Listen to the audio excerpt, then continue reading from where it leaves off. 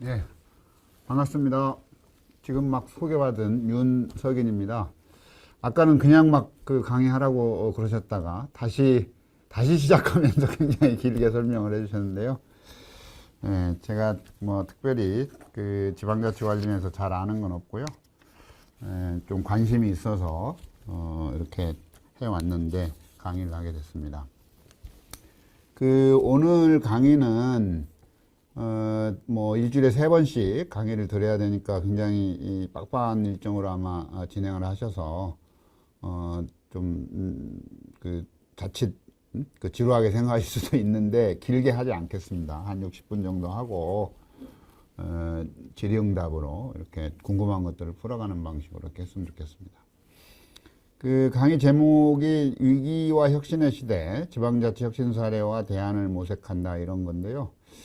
그 위기와 혁신이라는 거를 앞에 잠깐 서론처럼 말씀을 좀 드리고 주로 지방자치 혁신 사례에 대한 거, 그 다음에 마지막으로 간단한 제안이랄까 이런 거를 좀 말씀드리는 그런 순서로 진행을 했으면 좋겠습니다.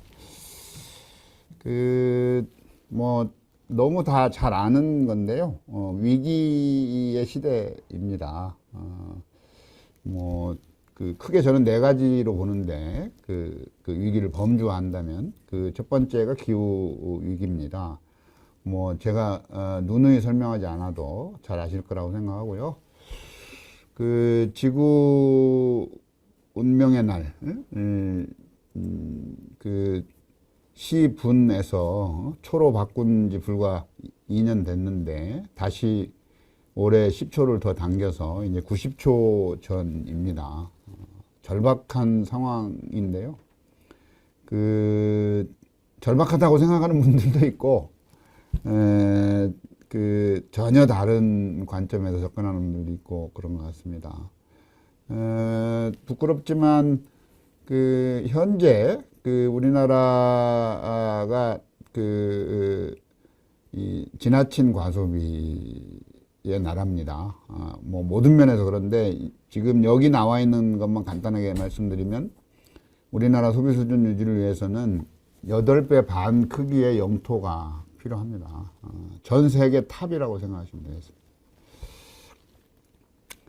위기의 두 번째 범주는 저는 사회적인 양극화라고 보는데, 공동체라고 하는 거의 위기이죠. 뭐 크게 무슨 남북 간의 격차, 무슨 몇 가지 지표들이 있을 텐데, 지금 여기서 이렇게 제시하는 걸로 보면 상위 1% 소득 점유율이나 10% 소득 점유율로 따지고 보면 미국, 영국, 한국이 나란히 세계 최고로 불평등한 사회 구조 속에 살고 있습니다.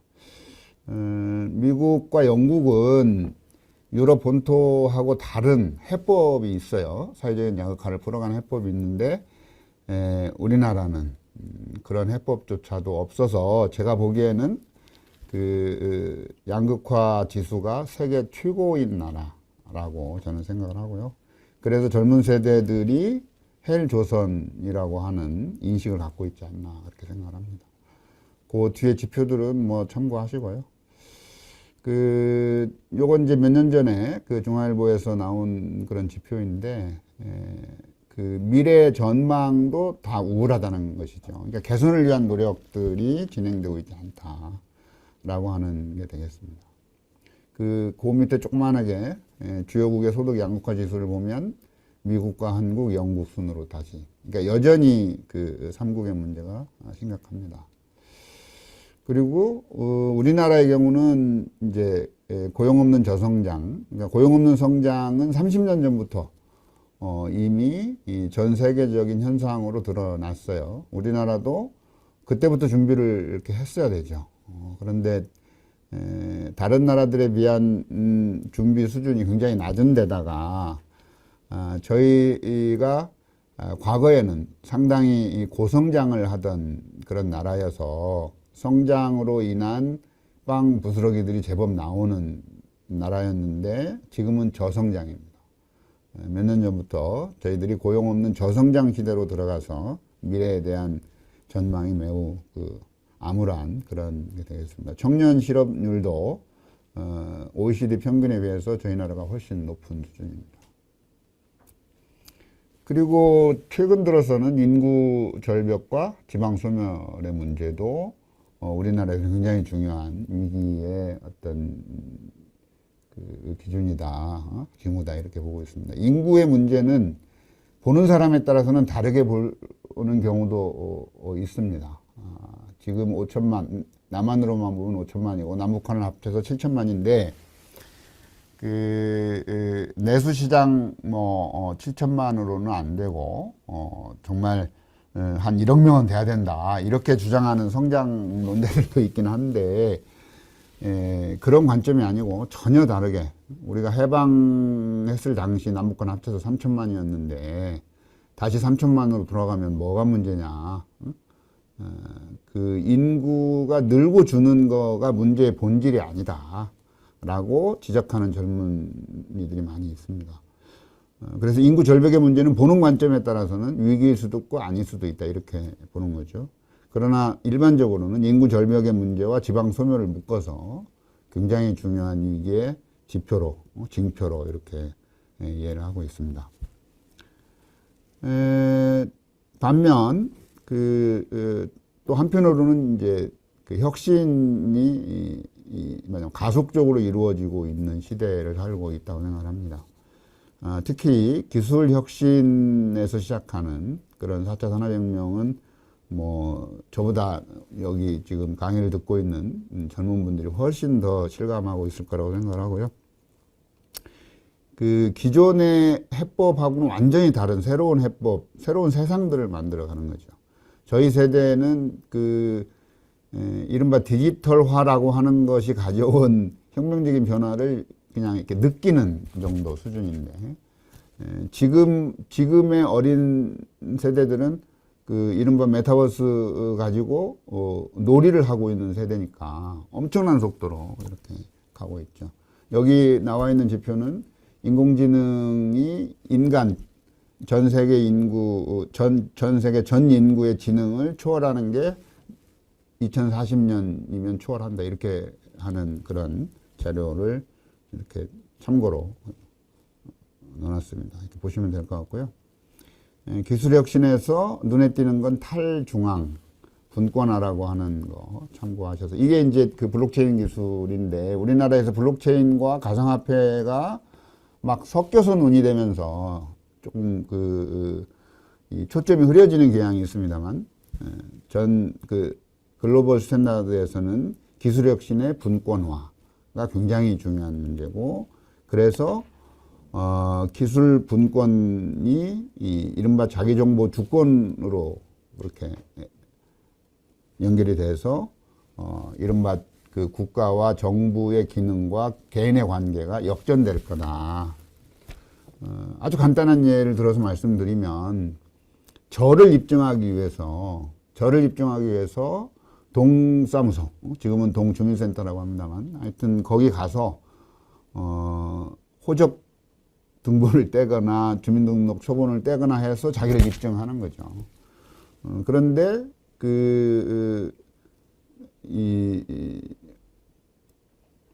기술 분권과 자기정보 주권으로 역전이 되면 모든 거는 자기가 자기 지갑에 가지고 있는 거죠. 그래서 내 지갑으로 모든 거로 다 증명을 하는 거고, 중앙정부든 지방정부든 사본만 보관할 수 있는 시대로 바뀐다는. 저희들이 가서 무슨 돈 내고 등록 무슨 증명서 떼가지고 입증해야 되는 시대는 이제 사라져 간다. 이런 게 되겠습니다. 기업의 혁신 속도는 이른바 말하자면 생산 관계, 사회적 관계에 대한 혁신의 속도는 정부기관이나 시민사회에서 따라가기 어려울 정도로 빠른 속도로 이렇게 우리나라에서도 바뀌어 나오고 있고요. 시민사회 그렇게 되고 있습니다. 문제는 위기라는 것이 또 한편에서는 기회이기도 한데, 위기를 극복하기 위한 그런 어떤 혁신으로 이렇게 자연스럽게 연결을 해나가야 되는데 우리나라의 경우는 그렇지 않아 보인다라고 하는 게 문제라고 하는 점을 그냥 이렇게 서론으로 말씀을 드리겠습니다. 그 글로벌 그런 관점에서 보면 그 위기의 시대에 대전환을 모색해서, 그러니까 혁신을 통해서 대전환을 모색해 가는 키워드는 지속가능 발전입니다. 그러니까 지속가능 발전이라고 하는 말이 우리나라에 들어온 거는 무척 오래됐어요. 제가 20대 때, 30대 때 이미 지속가능 발전이라는 개념을 통해서 유엔의 각종 산하기관들이 그걸 제창하고 이렇게 했음에도 불구하고 우리나라에서는 그거에 기반한 지속가능 발전에 기반한 설계, 그 국정 설계가 진행이 되지 않고 있다라고 하는 말씀을 드립니다. 지속가능 발전에 대해서는 뭐 잘 아실 테니까. 유럽에서는 사회혁신이 곧 그 사회적 경제 중심의 대안 모색으로 이렇게 가고 있고, 미국과 영국마저도 그린 뉴딜이라고 하는 개념으로 뭔가 그 위기의 시대를 극복해 나가기 위한 노력을 시작을 했는데, 그 우리나라의 경우는 이제 지난 정부에서, 문재인 정부에서 처음으로 한국판 뉴딜이라고 하는 거를 도입은 했어요. 도입은 했는데, 잘 아시는 것처럼 그 중앙정부든 지방정부든 그 한국판 뉴딜에 대해서 제대로 이해하고 정책으로 구체화해낸 사례를 거의 찾기가 어려운 그런 형편이다, 이렇게 말씀드리고요. 새 정부 들어서는 그나마 실종돼 버린 개념이 되었습니다. 예, 그 제가 앞에 이렇게 서론처럼 말씀드린 건 아까 말씀드린 대로 대격변, 대전환이 필요한 시기, 위기와 엄청난 혁신이 동시에 진행되고 있고, 그게 부정합해서 우리나라에서 뭔가 한 치 앞을 내다보기 어려운 그런 상황에 놓여 있다라고 하는 것을 전제로 말씀을 드리고, 중앙정부 차원에서는 그나마 이런 문제의식에 근거해서 새로운 시도들을 김대중 정부나 노무현 정부에도 시작을 했고, 어느 정도는 이명박 정부나 박근혜 정부도 논의는 했다고 기억을 해요. 그런데 상당한 성과를 이루었다, 이렇게 보기에는 어려운 그런 지경이고, 지금 정부 들어서는 뭐 거의 역주행을 하고 있는 상황이어서 안타깝게 이를 데 없고요. 그러나 그나마 지방자치 민선 5기에 들어서부터, 그러니까 노무현 정부가 끝나고 이명박 정부 출범할 때 민선 5기 선거가 진행이 됐고, 민선 5기에 출범한 그런 지방정부에서부터는 상당한 실험을 하고 상당한 노력을 하고 상당한 성과를 거두어서 그 정책들이 중앙정부를 견인하기도 하고, 그래서 중앙정부가 현재 보여주고 있는 그런 어떤 암울한 그런 상황보다는 지방자치 현장에서는 뭔가 좀 활발하게 뭔가 가능성을 찾아서 모색하고 있다. 그 흔적들을 이렇게 사례로 제가 설명을 조금 오늘 드리려고 하는 게 되겠습니다. 민선 8기가 정말 중요한 시기인데, 민선 5기, 6기, 7기에서 도입하고 실험한 성과들을 이어나가야 되는데, 여기 이렇게 지금 참여하신 분들이 전국에서 이렇게 두루두루 아마 살펴보실 텐데, 시장, 군수, 구청장이 어느 당이냐를 불문하고 이 역주행을 하는 양상들이 너무 많이 보이는 것 같아서 참 걱정이 큽니다. 민선 5, 6기에는 그 참여와 혁신이라고 하는 키워드로 많은 제도, 그러니까 그 혁신적인 정책들을 도입하고 실험하고 성과들을 거두었습니다. 그 참여와 거버넌스, 그리고 지역 경제의 활성화. 그러니까 지역 경제라고 하는 거를 지역의 자원, 자산을 토대로 해서 외국 대기업 또는 외국 기업들을 수입해서가 아니고 그런 노력들이 다양하게 이루어졌고, 사회적 경제와 공유경제 개념을 도입해서 실험을 했죠. 지속가능 발전이라고 하는 컨셉도 중앙정부보다 훨씬 더 밀도 있게 지방정부에서 진행을 했습니다. 그 보편복지도 중앙정부에서 잠깐 거론한 적은 있지만 지방정부에서 훨씬 더 실질적인 성과들을 거두고 있다. 교육의 문제, 문화예술 문제, 인권의 문제, 그리고 청년의 문제 등등 모든 면에서 참여와 혁신이란 키워드로 민선 5, 6기가 많은 성과들을 거두었고, 민선 7기에 들어서 뭔가 이렇게 제도적으로 이걸 뒷받침하려고 하는, 그러니까 한 단계를 도약하려고 하는 노력을 민선 7기에서 했다.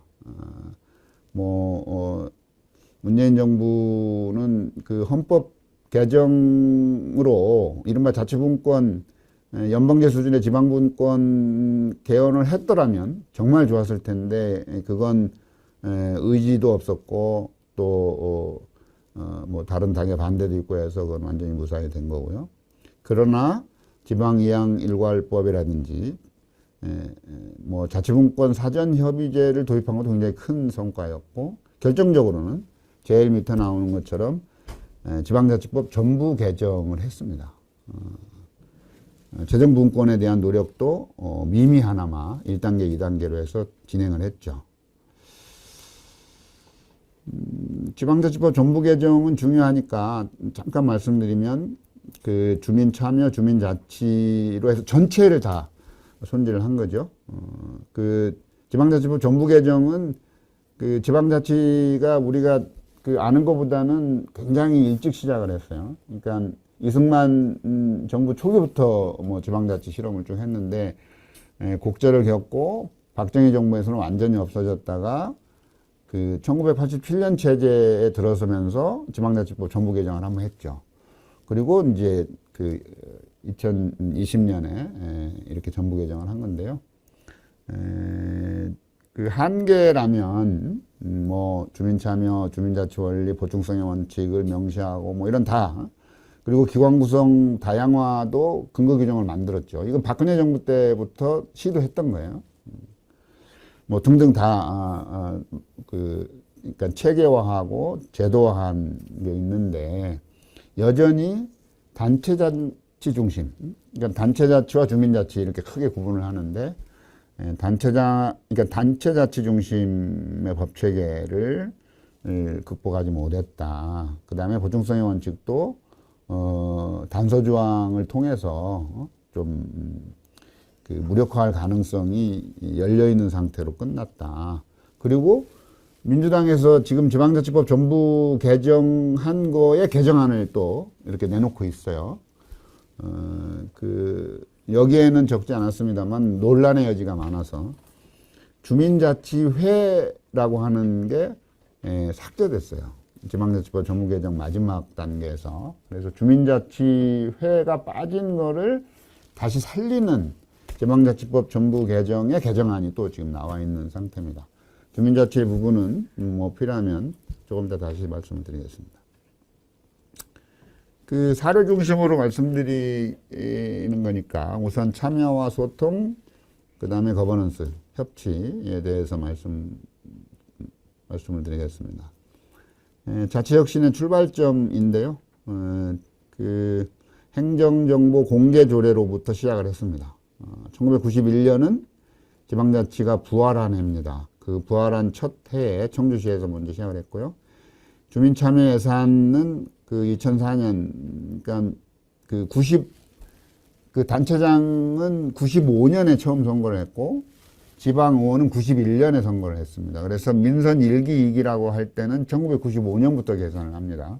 그래서 민선 3기 때 광주 북구에서 주민참여예산제를 시작을 했고요. 쭉 이렇게 해서 시민참여 기본조례, 그리고 다양한 형태의 그 직접민주주의의 그 방식을 도입하기 위한 뭐 원탁토론부터 쭉 이렇게 진행을 했고, 주민자치위원회는 DJ 정부에서 읍면 동사무소를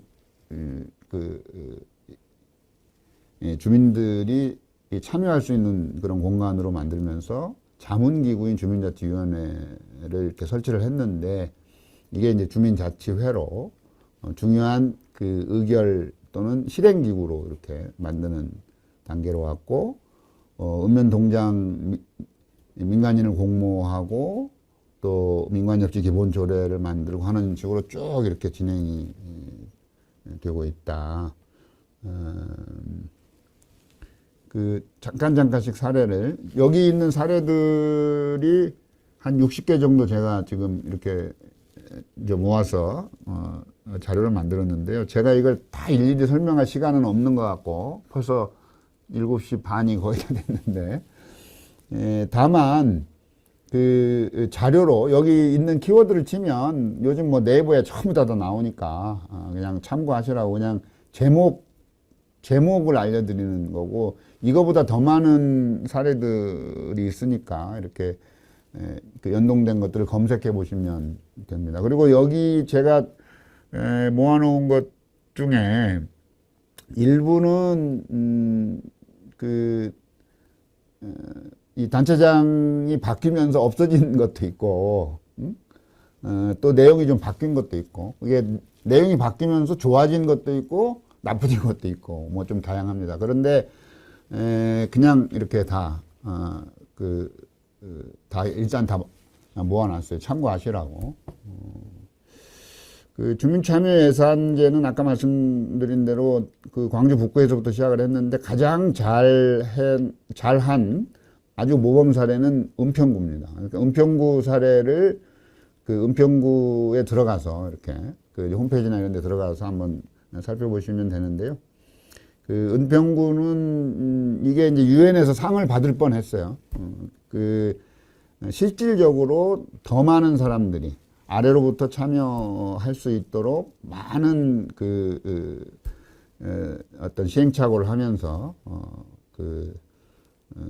해온 그런 거고요.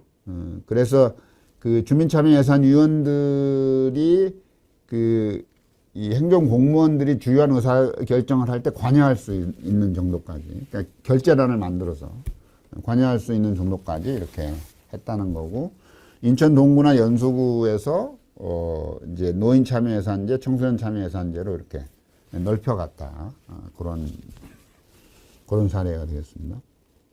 성남시 사례는, 성남시는 뭐 특별한 도시여서 여기다 이렇게 지금 당대표님 때문에 이렇게 든 건 아니고요. 성남시가 주민참여예산제를 꼴등으로 하는데요. 전국에서. 2011년에 법제화가 돼서, 2013년인가요? 법제화가 돼서 의무적으로 해야 되는데도 주민참여예산위원회 구성을 제대로 안 한 데입니다. 그리고 2019년 들어서 처음으로 이렇게 제대로 했는데,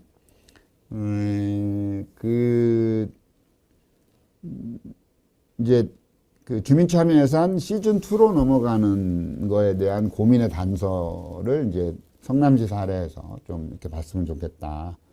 그래서, 주민참여예산위원을 아웃바운드 방식으로 해서 이렇게 뽑고, 지방의회에 실질적인 주도권을 넘겨주는 시즌2로 넘어가는 그런 어떤 이제 과도기로 이렇게 해서 참고하시면 좋겠다 해서 소개를 했습니다.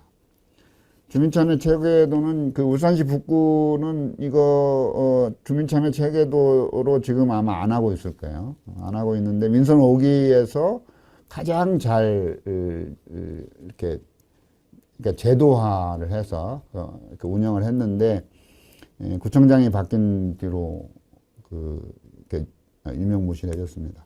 그러니까 주민 참여에서 핵심을 동으로 봤어요.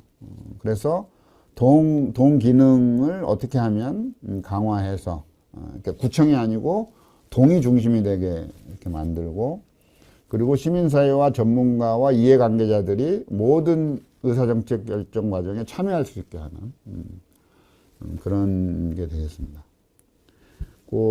참고하시면 좋을 것 같고요. 주민참여 기본 조례가 그 뒤에 만들어졌죠. 그리고 공유활동지원센터를 광주 광산구에서 처음 진행을 했고, 이 개념이 공유활동지원센터라고 하는 개념이 행안부에서 받아들여서 행안부에서 표준 조례안을 만들어서 전국에 이렇게 쫙 이렇게 뿌렸습니다. 그런데 불행히도 윤석열 정부 들어서 공유활동지원센터는 불필요한 센터로 아마 행안부에서 분류된 것 같아요. 그래서 없어질 가능성이 굉장히 높은 걸로 그렇게 되어 있습니다. 이제 주민참여가 발전하면서 읍면동장 민간인 공모를 서울 금천구에서 처음으로 한 이래 순천이나 뭐 전국으로 많이 좀 이렇게 확산이 돼서 민간인 공모를 하기도 하고 시민 추천을 하기도 하고, 시장이 5급 공무원들이 되게 동장을 하는데, 읍면동장을 하는데, 5급 승진이 되면 다 그냥 읍면동에 먼저 이렇게 나가서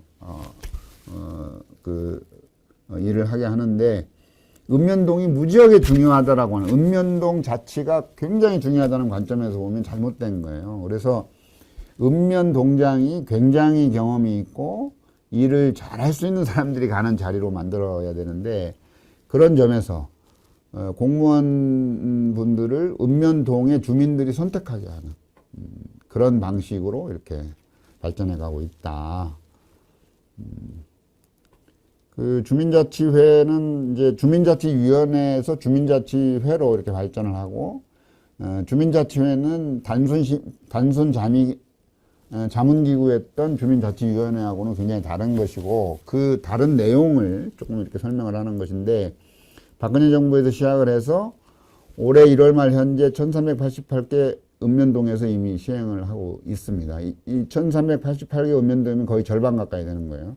전국 읍면동의 절반 가까이에서 시행을 하고 있으나, 주민자치회를 둘러싼 논란이 끊이지 않고 있고, 지방자치법 전부 개정 과정에서도 이건 빠졌어요. 그래서 주민자치회의 근거가 되는 법은 그러니까 지방행정체제 개편에 관한 특별법, 그게 박근혜 정부에서 이제 통과가 됐죠.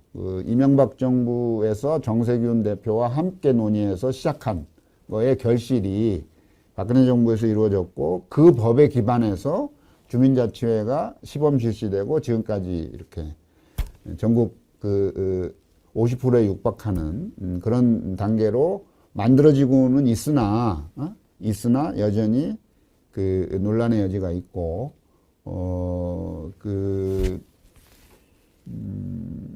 심지어는 주민자치회가 그러니까 주민자치회에 대한 색깔론 공세가 엄청나게 일부에서 진행이 되고 있는 그런 상태입니다. 그래서 주민자치위원회에서 주민자치회로 이렇게 큰 문제 없이 넘어가는 지역도 있고, 그렇지 않고 주민자치위원회를 고수하면서 갈등이 이렇게 쌓여 있는 곳도 있고, 그렇게 되어 있습니다.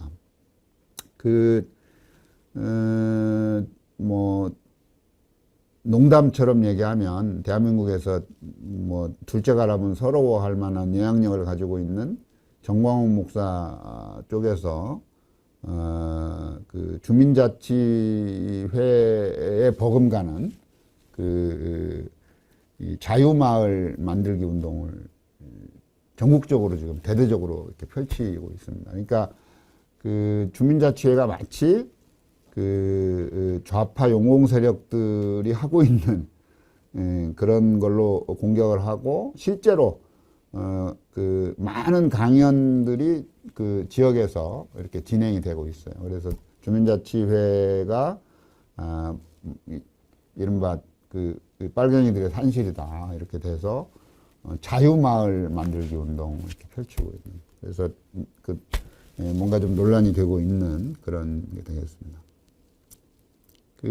주민자치회의 과제는 사실은 더 많은 주민들이 참여할 수 있는 주민자치회를 구성하는 과정에서 읍면동 평균 인구를 2만 명으로 보고 면 단위는 지금 1000명이 안 되는 면도 무지하게 많습니다만은 특히 이제 읍과 동 평균 2만 명을 대표하는 주민자치회를 어떤 방식으로 할 거냐, 어떤 의사정족수와 어떤 의결정족수로 그거를 만들어 갈 거냐라고 하는 문제가 가장 큰 쟁점이 되어 있습니다. 서울 중구 사례는 뭐 참고하시고요. 동정부로 갔는데 여기도 아마 구청장이 바뀌어서 지금 뭔가 변화가 있을 거로 생각합니다. 굉장히 재밌는 사례니까 한번 들어가서 한번 보시면 될 것 같고요. 마을 자치, 이제 읍면동 자치에서 그 아래 단계 마을 자치 얘기가 되겠습니다. 이제 그 외에 이제 시민 참여에서, 그러니까 주민 참여, 시민 참여 이렇게 얘기를 하는데 시민 참여에서 꼭 이렇게 언급하고 싶은 게 이제 이른바 도시계획이라고 하는 거를 시민들의 손으로 한 사례. 이게 민선 5기 때 염태영 시장이 이렇게 한 건데요. 워낙이 이제 도시기본계획 등등 해서 5년마다 10년마다 세우는 계획들이 있어요. 그래서 그 계획들이 굉장히 중요한 도시의 미래를 설계하는 거기 때문에 아마 도시계획위원회에 관여해 보신 분들도 아마 있을 것 같은데 엄청난 파워를 가지고 있습니다. 그런데 그 도시계획위원회에서 만드는 그런 어떤 기본계획이라든지 뭐 이런 것들은 다 전문가들 중심으로 했기 때문에 그 계획을 만드는 과정 자체가 오픈됐을 경우에 뭐 엄청난 그런 부작용이 일어날 것처럼 그렇게 늘 주장을 했는데 전혀 그렇지 않다라고 하는 것을 수원시에서 입증한 것입니다. 아주 다양한 전문가가 아닌 사람들도 모여서 또 젊은이들도 모여서 기본계획이 10년 다니면 10년 후에 정말 그 도시에서 실질적으로 주역이 될 수 있는 그런 젊은이들이 참여해서 만들어낸 사례입니다. 그래서 이 시민 참여를 통한 수원시의 도시 기본계획 수립에 관한 것은 교과서에도 이미 실려 있습니다. 이제 타운홀 미팅은 처음에 김도관 남해 군수가 이제 실험을 했을 때만 해도 굉장히 이제 눈에 띄는 것이었습니다. 이거 뭐 미국에서는 다 일반적으로 다 하는 것이었으니까 지금은 많은 곳에서 타운홀 미팅을 통해서 중요한 정책 결정들을 시민의 손에 맡기는 그런 게 이제 진행이 되고 있습니다. 전주시 사례는 이제 민선 6기, 7기를 맡았던 김승수 시장님이 한 그런 사례인데요. 민선 5기까지 풀지 못한 현안들이 굉장히 많았어요. 전주시의 경우. 많은, 아주 대표적으로 한 10가지 정도 되는, 그런 거를, 이른바 다울마당에서 쟁점화하고, 집단 토론을 통해서 해법들을 만들고, 그걸 지혜 원탁에서 이렇게 풀어내는 방식으로, 1년여 만에 다 풀어낸 그런 사례가 되겠습니다. 그래서 그러니까 다울마당과 지혜 원탁도 이렇게, 검색을 해보시면 좋을 것 같습니다.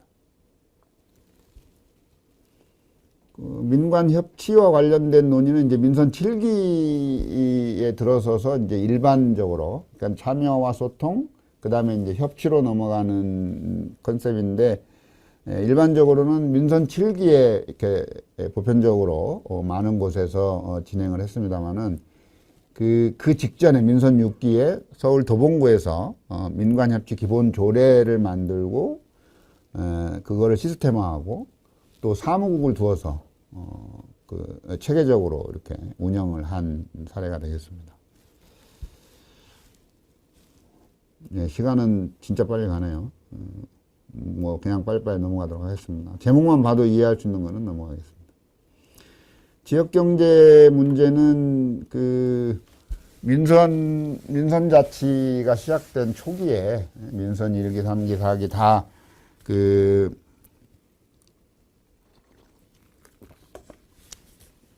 광역 중심으로 또는 그 기초자치단체에서도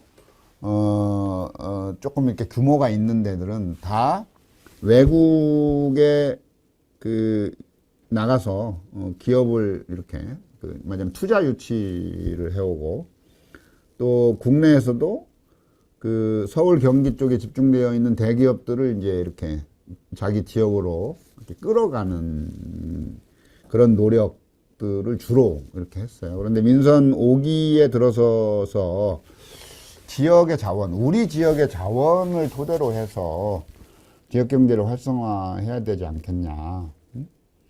그 대기업을 끌어가도 세금은 어디로 가요? 다 서울로 와요.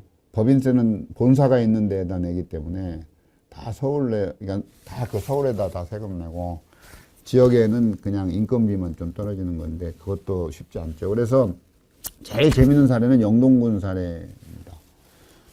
민선 5기, 6기를 연임하셨던 분이 했는데요. 민선 4기, 5기를 연임하셨던 분이 했는데 그 국내 포도를 제일 많이 생산하는 곳이 영동군인데 우리나라 포도는 당도가 떨어져서 와인이 그렇게 맛있는 와인이 안 나온다고 해요. 그럼에도 불구하고 그 100일 농가 와이너리 정책을 꾸준히 이렇게 추진을 하고 그 이제 생산과 유통 그다음에 이제 마케팅까지를 이렇게 연결해서 6차 산업화한 그런 사례가 되겠습니다. 제가 그 2년 전인가요? 2년 전에 다시 가봤어요. 영동에. 다시 가서 보니까 이제 다음 세대로, 그러니까 그 민선 4기에 시작한 어른들 다음 세대들이 그걸 이제 이어받아서, 젊은이들이 이어받아서 하니까 확실히 또 이게 이 비약적으로 이렇게 성장하는 그런 모습을 보여주더라고요. 다 그런 건 아닌데, 그게 이제 딱 격차가 딱 이렇게 보이더라고요.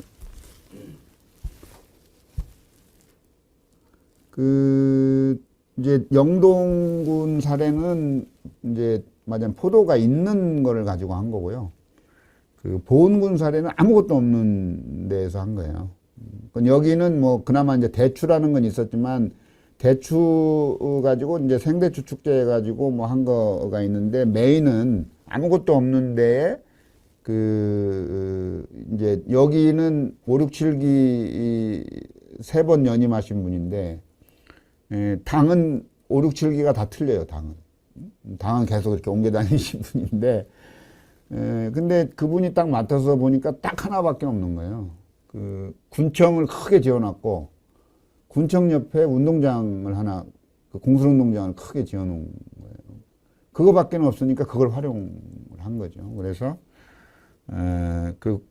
덜렁 있는 그런 그 운동장에 당시 그 지소연 선수에서 영감을 받아서 이제 여자축구 리그전을 유치하고 그 일대, 공동모지 일대에 스포츠 파크를 만들어서 전지훈련장으로, 보은이라는 데가 여름에 좀 시원합니다. 겨울에 좀 따뜻하고. 그래서 그 전지훈련장으로 이렇게 만들어서 규모가 지금은 동시에 하루에 5,000명이 동시에 거기서 경기를 할 수 있는 규모로 이렇게 발전했습니다. 이거 말고도, 보은군은 이거 말고도 굉장히 많이 만들어 놨어요. 그래서 그 보은군은 한번 여기 있는 분들이 이렇게 버스 한 대 대절해서 한 바퀴 돌아도 될 정도로 좋은 사례입니다. 당적하고는 아무 관계 없어요. 당적을 자주 바꾼 거는 전혀 다 그건 아무 문제가 없이 그렇게 진행이 됐습니다. 농업인 월급제도 뭐 대표적인 사례예요. 그 화성시의 사례인데 그 농사를 짓는 농민들을 위해서 농민들한테 그 해 말에 구입할 그 학교급식을 위해서 쌀을 구입해야 되니까 구입할 쌀값을 미리 월급으로 나눠준 그런 사례입니다. 이제 야채, 과일로도 이렇게 그 확산 이렇게 됐고요. 이게 민선 5기 때 처음 시작을 했는데 2013년이니까요. 전국의 자치단체들 특히 이렇게 농촌 도시 또는 복합도시, 그러니까 도농 복합도시에서는 거의 다 수입해 갔다고 할 정도로 유명한 사례가 되겠습니다. 이제 우리 지역에 있는 자산을 활용하는 또 대표적인 사례로 담양군은 뭐 거의 봉이 김선달처럼 하셨어요. 메타세콰이어 가보신 분이 있을지 모르겠는데 이 메타세콰이어 길이 그렇게 뭐 다른 데에 비해서 특별한 것도 없어요. 근데 거기를 특별하게 그냥 만든 거예요. 만들고 그 길 입구에다가 딱 막아서 돈 받기 시작하면서 이제 이게 유명해진 건데요. 그런데 그 담양은 사실은 대나무거든요, 대나무. 그래서 그 대나무를 가지고, 그 담양군 지역 경제를 완전히 새롭게 만든, 이 담양 군수 본인은 대나무 때문에, 미친 짓 한다고 그래서 한번 떨어졌어요. 그랬는데, 실제로 초선 때 만들어 놓은 중록원이 그분을 떨어뜨린 4년 동안 보니까 엄청난 관광객을 끌어모으는 거예요. 제 양반이, 이 또라이가 아니고 정말 저 양반이 맞는 거였구나. 그래서 그 뒤로 3번을 연달아서 했습니다. 그래서 4번 하신 거예요. 4번.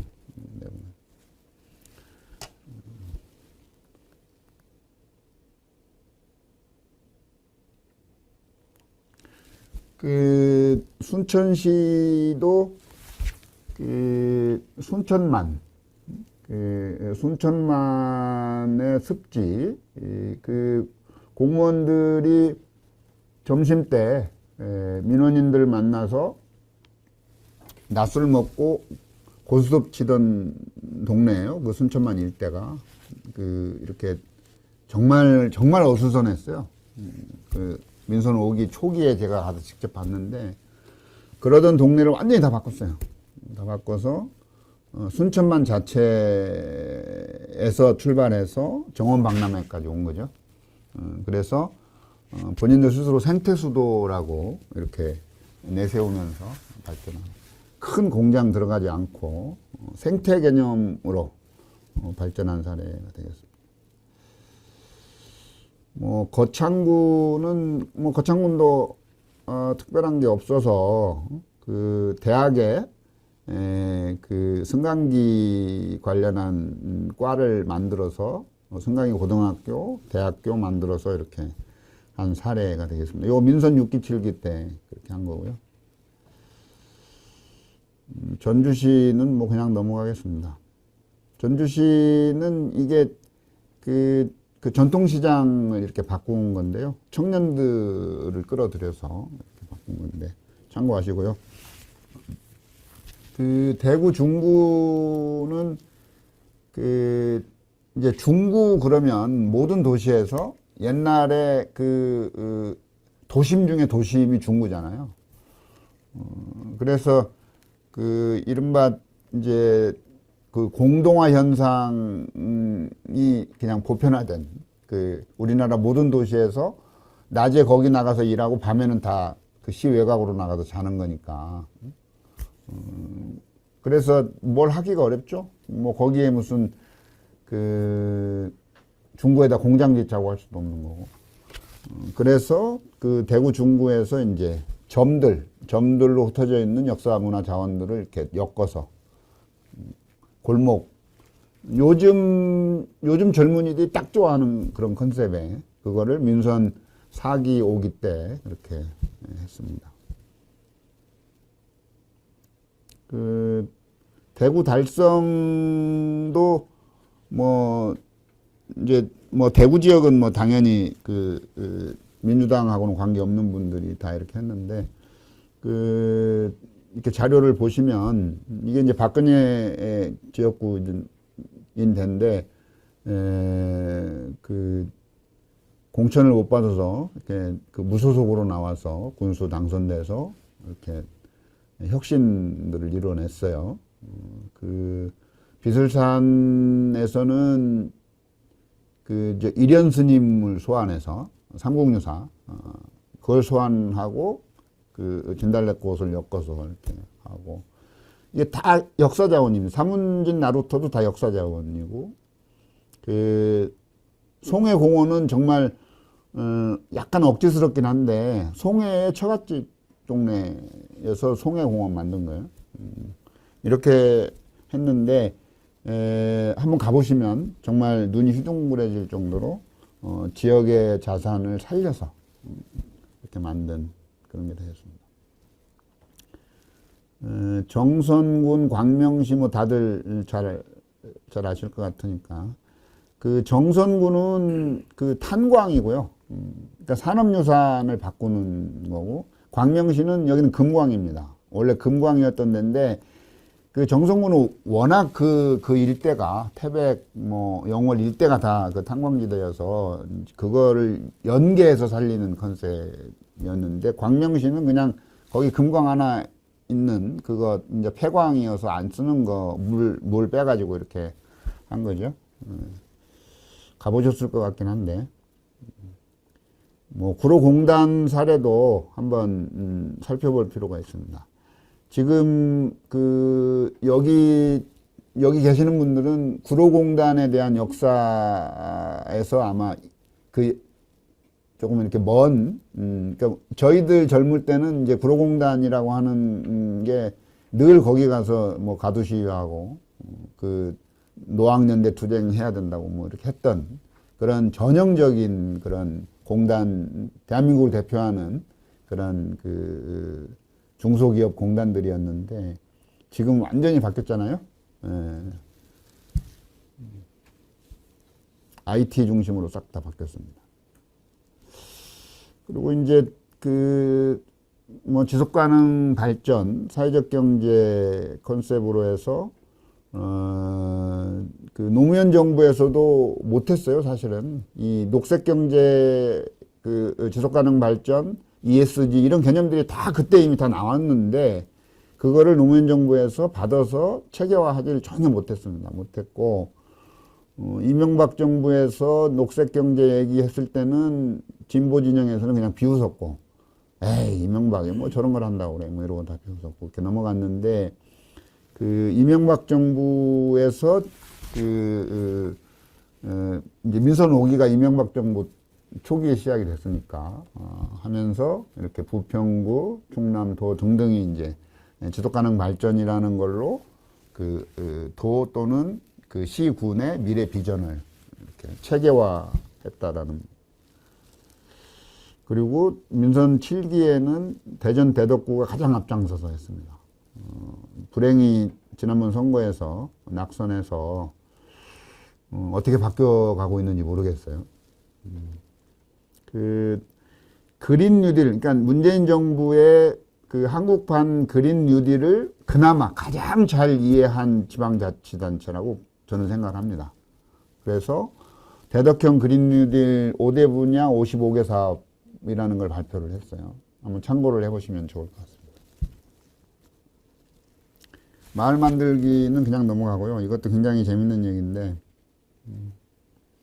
완주군 사례는 이제 사회적 국내에 수입된 그 사회적 경제 기업 중에 제일 먼저 수입된 게 그 마을 기업입니다. 사회적 기업이라는 컨셉이 들어와서 노무현 정부 때 사회적 기업 육성법이 만들어졌는데 그 어간에 그 어간에 같이 들어온 개념이 마을 기업 개념입니다. 그런데 사회적 기업 개념과 마을 기업 개념은 이 영국형이에요. 영국에서 다 들어온 겁니다. 그러니까 영국에서 들어왔다는 얘기는 일본을 거쳐서 들어왔다는 얘기가 됩니다. 일본은 영국을 열심히 따라 배우기 때문에 영국에서 성공한 정책들이 이제 그 일본으로 간 거고 우리가 일본에서 받아들인 게 되겠습니다. 그런데 그 마을 기업 컨셉, 그러니까 커뮤니티 비즈니스라는 게 마을 기업이 되겠습니다. 그리고 커뮤니티 비즈니스는 영국 사례가 좋은 사례가 제일 많아요. 그런데 그걸 이제 직수입을 했죠. 그 직수입을 해서 2007년부터 진행을 해서, 그러니까 민선 4기부터 진행을 해서 현재 130개가 넘는 마을 기업, 마을 공동체 기업, 그러니까 커뮤니티 비즈니스가 운영이 되고 있는, 지금 우리가 사회적 경제 기업이라고 얘기하면 대체적으로 사회적 기업, 그 다음에 협동조합, 특히 사회적 협동조합, 마을 기업, 자활 기업, 이렇게 크게 네 가지를 얘기를 합니다. 그 이 중에 법인격이 있는 건 사회적 협동조합만 법인격이 있는 그런 그 사회적 경제 기업이고, 나머지는 법인격이 다 없어요. 없고, 그 마을 공동체 기업, 마을 기업은 대체적으로 협동조합으로 이렇게 법인격을 등록을 하고, 영농조합이나 협동조합으로 이렇게 해서 운영을 하고 있습니다. 그 완주군 사례는 이명박 정부에서 그 일종의 그 전국화되는 그런 이제 과정을 밟게 되는데, 완주군의 성공 사례를 이명박이 2번이나 가서 봤어요. 그러니까 대통령이 그 완주군에 쫓아가서 마을 기업이 어떻게 되고 있고 로컬 푸드가 어떻게 되고 있는 걸 보니까 행안부, 그 다음에 뭐죠? 저기 지경부, 그 옛날에 지식경제부, 또 무슨 농림부 이런 데들이 다 붙어가지고 도대체 마을 기업이 뭔데 저렇게 대통령이 2번씩이나 가냐, 이렇게 해서 그 민선 4기 5기 때 붐을 일으키기도 했던 그런 게 되겠습니다. 로컬푸드 마찬가지고요. 지금 로컬푸드, 전국에 이제 로컬푸드 매장이 상당히 많아졌어요.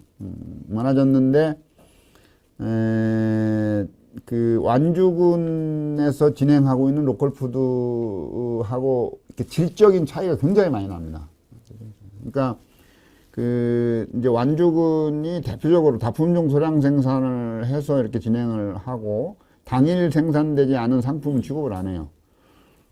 그리고 공장에서 만든 상품들은 거의 취급을 안 하는데, 다른 데들은 다 막 섞여 있습니다. 그래서 하여튼 그건 이제 이렇게 비교해서 이렇게 보시면 될 것 같고, 완주군은 스스로 로컬푸드 1번지, 그러니까 로컬푸드를 그 완주군의 어떤 그 대표 정책으로 내세우고 있기도 합니다.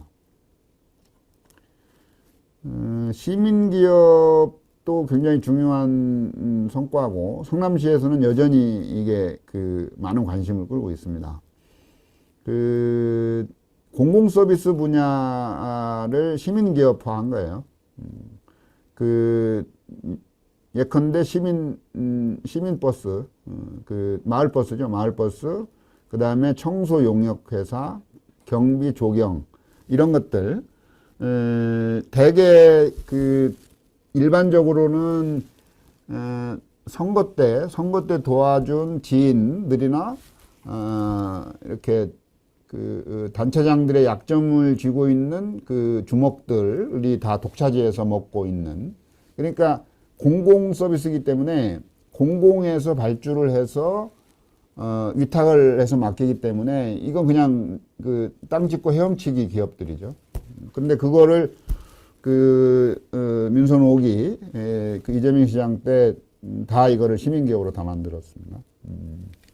그 지금 현재에도 많은 시민기업들이 그 사회적 기업 인증을 받아서 이렇게 진행이 되고 있습니다. 마을버스만 약간 문제가 있어요. 당시에 이 협동조합 기본법이 없어서 주식회사로 만들었는데, 그 사이에 누가 쓱 지분을 매집해서 사유화를 하고 있습니다. 자, 쭉쭉 넘어가야 되겠습니다. 지금 시간이 이미 1시간이 다 지난 것 같고요. 그냥 이렇게 참고하시면 될 것 같아요. 탄소 제로 로컬 에너지 이것도 굉장히 재밌는 적정 기술을 도입해서 이렇게 진행을 했고요. 이제 탈핵이라는 개념을 노원구에서 제일 먼저 썼는데, 김성환 당시 구청장, 지금 여기 정책위 의장도 하고 그러셨는데, 그 탈핵이라는 개념이 지금 이제 현 정부 들어와서 뭔가 이렇게 원흉인 것처럼 지금 잘못 논의되고 있어서 안타까운 심정입니다. 지역자원을 활용한 에너지 자립 문제, 이것도 굉장히 재밌는 사례인데, 해조류는 그 원천 기술을 가지고 있었는데 중간에 기업에 문제가 생겨서 중단됐더라고요. 하여튼 해조류로 바이오 에탄올이니까 정말 아주 혁신적인 기술이었는데, 지금 이 폐석산 부지에 만든 에너지 테마파크도 한번 뭐 직접 한번 가보시든 이렇게 자료로 보시든 굉장한 그런 어떤 혁신 사례가 되겠습니다. 그러니까 신안군 사례는 뭐 여기에 있는 그 슬로시티뿐 아니고 최근에 하고 있는 그 해양 풍력, 그 해상 풍력까지, 해상 풍력도 기업과 주민들이 공동 지분을 만들어서 그때그때 바로 수익 배당을 하고 있어서 굉장한 혁신 사례로 거론이 되고 있어요. 그래서 슬로시티 2012년 민선 5기 때 지금도 그때 군수님이 지금도 하고 있습니다. 그 군수님 4번이나 하고 있는데 중간에 부인이 이렇게 좀 몸이 아파서 한 번 쉬었어요. 그래서 4번째 지금 하고 있습니다. 예, 요 산업유산 이런 거는 정말 재밌는데 이렇게 자료로 쭉 넘어가서 보시고요. 안동시 물순환 문제는 최근에 물폭탄 터진 거를 이렇게 참고하셔서 그거를 막겠다고 하는 거거든요. 특히 이제 안동시는 이건 이제 도심에서 이거를 막아보겠다라고 하는 거니까 한번 참고하시면 좋을 것 같고요. 요거 인천 동구 사례는 2011년에 제가 가서 봤어요. 2011년에 봤는데 지금 서울시 지하차도도 다 이렇게 입구에 이제 문을 만들어 놨습니다. 그거를 처음 시작한 게 되겠습니다. 괴산군은 인구 이제 지방소멸에 대응하는 그런 거로 이렇게 이해를 하시면 좋을 것 같고요. 압축 도시를 만드는 거죠. 컴팩트 시티 실험을 지금 시작하고 있습니다. 사회복지는 뭐 가장 혁혁한 공을 세운 거는 처음에 서대문구에서 동을 행정 중심에서 민원 서비스 중심에서 복지 중심으로 바꾼 거예요. 동의 기능 자체를. 그래서 서대문구에서 복지 허브동이라고 이름을 붙여서 이렇게 시작을 했고, 박원순 시장이 그걸 받아서 찾아가는 동 서비스, 복지 서비스 체제로 그걸 이렇게 제도화해서 동에 사회복지 공무원이 2명 또는 1명씩밖에 근무하지 않았는데 사회복지직을 6명으로 늘리고 간호사까지 1명 배치를 해서 이렇게 찻동을 구성했습니다. 그리고 이거를 행안부가 받아서 전국의 모든 자치단체가 찻동 시스템으로 바꾸도록 행복 무슨 센터, 지금 동주민센터라고 안 하고 행복 무슨 센터라고 바꿨잖아요. 그게 이제 찻동이 전국화된 그런 게 되겠습니다. 그래서 도시형과 농촌형 2가지로 해서 이렇게 진행이 되고 있습니다. 여기 이제 간호사 1명 배치한 거 관련해서는 최근에 간호사법 논란 과정에서 이렇게 주목이 되는 그런 게 되겠습니다. 네, 고흥 사례도 또 좀 보시고요. 성남 지금 공공의료 서비스, 요게 지금 적자 때문에 논란이 있습니다만은 전남에서 다시 공공의료 가지고 시립병원 만들겠다고 또 이렇게 광주 전남 쪽에서 하고 있죠. 화재보험 뭐 하여튼 버스 완전무형제는 이제 그 신안에서 제일 먼저 했고요. 그 다음에 정선에서 했고, 택시 쿠폰은 이제 뭐죠? 그 뒤에 마중택시 마중버스 하면서 문재인 정부에서 100원 마을 택시로도 이렇게 발전을 했죠. 이게 처음에 나주에서 했을 때는 이것 때문에 지금 신정훈 의원이 선거법으로 구속됐어요. 이것 때문에. 그래서 나주 시장직을 잃었죠. 마을 택시 했는데 사전 선거 운동이라 그래가지고 지금은 다 이렇게 바꿨습니다. 그 다음에 뭐 자살률 관련한 거 참고하시고요.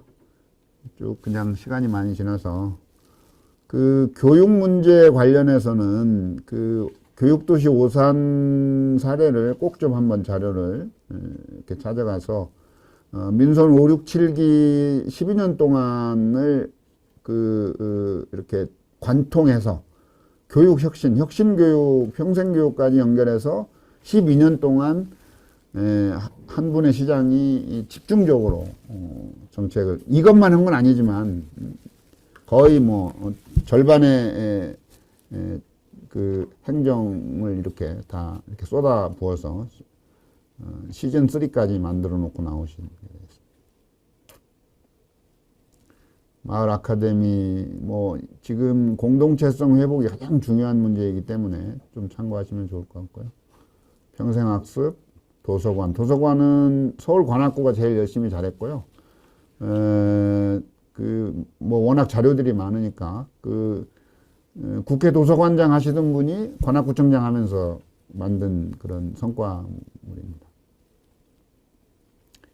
의정부시에서 이제 뭐 10분 걸어서 10분 안에 도서관을 만든다는 게 이제 기본 컨셉으로 거의 모든 자치단체로 이렇게 확산이 됐는데 이제 테마 도서관을 만든 건 이제 의정부 사례가 되겠습니다. 참고하시고요. 마포구 사례도 좀 참고하시면 좋을 것 같고요. 뭐 여성 친화 도시도 이제 많이 진행이 되고 문화예술 도시 컨셉도 많이 진행이 됐고 이제 지역 소멸, 지방 소멸 관련해서 문경에서 한 그런 사례인데 민선 7기 들어서 이제 1억짜리 모듈 주택을 아주 저비용으로 젊은이들에게 문경에 내려와서 3년간 월 5만 원, 월세 5만 원 내고 열심히 살면 넘겨주겠다는 게 되겠습니다. 여기도 삼선을 마치고 새로 시장이 된 분이 이거를 계속 이어가야 될 텐데 어떻게 될지 잘 모르겠습니다.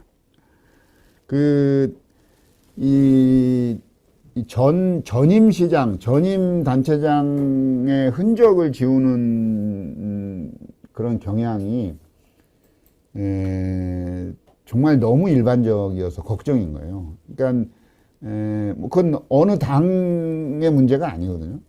그러니까 문경의 경우는 뭐 지금 이제 뭐 이렇게 국힘당인데 예를 들면 거기 지금 새로 된 시장도 뭐 내나 국힘당일 텐데 걱정을 많이 하시더라고요. 그러니까 같은 당이다 뭐다 전혀 없이 그냥 전임 시장 거는 막 지우는 그런. 민주당도 민주당에서 하다가 뭐 다른 당으로 시장이 바뀌어서 정책이 바뀌는 경우도 있지만 지금 현재 서울시의 경우를 보면 그렇지 않고 같은 당이 이렇게 맡았는데도 막 지우는 전주시 같은 경우, 완주군 같은 데가 그런 모습들이 많이 보이고 있는데 하여튼 그렇습니다. 아쉽기 이를 데가 없습니다. 어린이 문제는 구로구 사례가 가장 잘했어요. 그래서 구로 어린이나라부터 해서 구로구는 어린이집, 구립 어린이집이 가장 많습니다. 그래서 그게 어떻게 해서 이렇게 구립 국공립 어린이집이 많고, 그 다음에 그 어린이들이 어린이 의회를 만들어서 이렇게 구로 어린이나라를 운영하고 있는지 좀 자료를 보시면 좋을 것 같고요. 그 다음에 행정에서는 뭐 인사 문제가 제일 중요하니까 인사 개혁에 관한 그런 노력들이 많았는데, 서울 도봉구의 인사평가 시스템은 그냥 서울 그 도봉구에서 어느 자치단체든지 그냥 가져가라. 자기들은 뭐 굉장히 잘 돼 있는데 참고하시면 좋을 것 같고요. 고양시 희망보직제는 약간 논란이 있고, 고양시에서는 지금 스톱한 겁니다. 굉장히 좋은 사례였는데, 예. 자, 이제 그만, 이렇게, 이제 제가 설명하는 건 그만 이렇게 했으면 좋겠고요. 중간 지원 조직을 통합하는 게 아니고 지금은 자꾸 이렇게 없애고 있어서, 고민스럽고요. 쭉 자료들을 좀 이렇게 참고하시라고, 많이 이렇게 제가 그냥 일부러 넣었고요. 그 키워드 치면 제 거 역시 그 여기 자료에 틀린 것도 혹시 나올 수 있으니까 하여튼 참고하시면 좋고, 이제 마무리로 한 3분만 말씀을 드리면, 그 이제 지역학에 대해서 관심을 가지셔야 된다.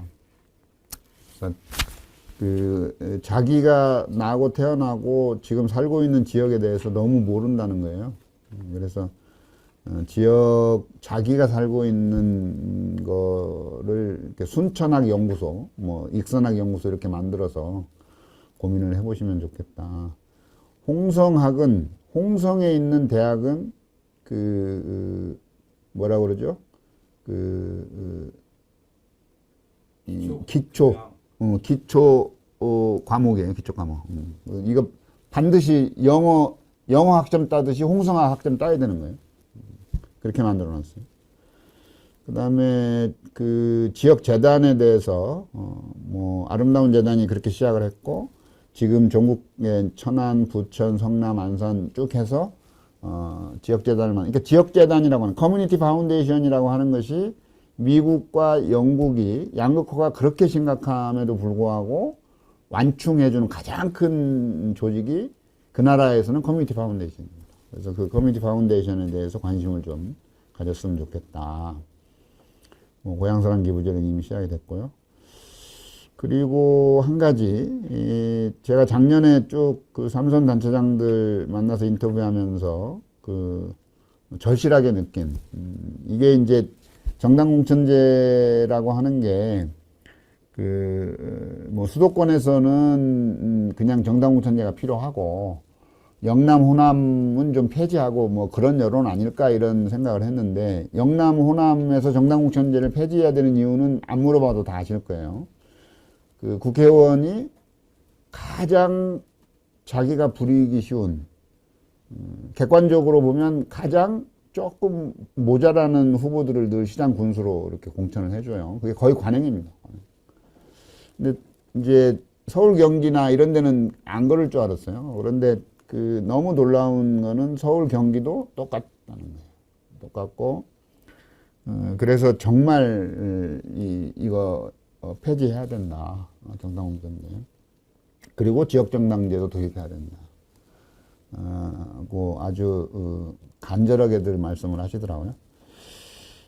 이건 그 주민자치하고 별개로 단체자치 혁신을 위한 그런 과제예요. 그리고 부단체장 인사권 문제를 꼭 좀 이렇게 기억을 하셨으면 좋겠어요. 제가 그 기자를 했거든요. 기자를 했는데 제가 특종한 거예요. 옛날에. 그 지방자치 1991년 지방자치 부활하기 직전에 당시 내무부, 당시 행자분지, 내무분지 거기에서 지방자치를 무력화하기 위해서 부단체장을 행정공무원으로 중앙에서 임명해서 내려가게 만든 거예요. 광역은 행안부가, 그 다음에 기초는 광역에서 이렇게 내려보내게 해서 중앙 통제의 끈을 딱 이렇게 만들어 놓은 거죠. 근데 그게 지금까지 하나도 개선이 안 되고 있습니다. 그래서 요 두 가지, 단체자치에서 꼭 그 관심을 가지고 좀 혁신의 과제로 좀 삼아줬으면 좋겠다는 그 당부의 말씀을 드리고요.